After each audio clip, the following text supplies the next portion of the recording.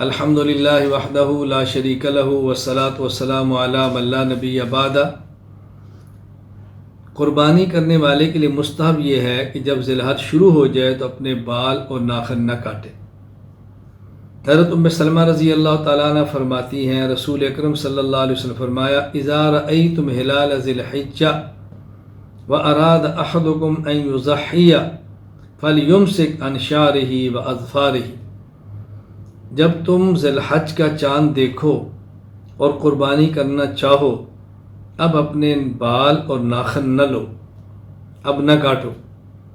یہ حدیث صحیح مسلم کتاب الاضاحی باب النہی من دخل علیہ عشر ذی الحجہ وہو مرید تضحیہ کے اندر یہ بات موجود ہے۔ لیکن یہاں یہ بات ذہن نشین فرما لیں، یہ اس شخص کے لیے ہے جس نے قربانی کرنی ہو۔ جس نے قربانی نہ کرنی ہو وہ بال صاف کر لے یا ناخن تراش لے، اس کے لیے یہ خلاف سنت نہیں۔ اسی طرح اس کی حیثیت مستحب کی ہے، ضروری کی نہیں ہے۔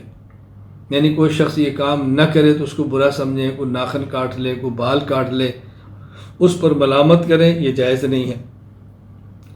اسی طرح اگر کسی شخص نے زائدہ ضرورت زیر ناف یا بغل کے بال نہیں تراشے اور 40 دن ہونے والے ہیں، اس کو چاہیے کہ اپنے بال تراشے، اس لیے کہ 40 دن سے زائد تک ان بالوں کو صاف نہ کرنا ناجائز اور حرام ہے۔ تو یہ مستحب تھا اور وہ حرام تھا، اس لیے اس استحباب کی وجہ سے حرام کا ارتکاب نہ کرے۔ ان مسائل کا بہت زیادہ خیال فرمائیں۔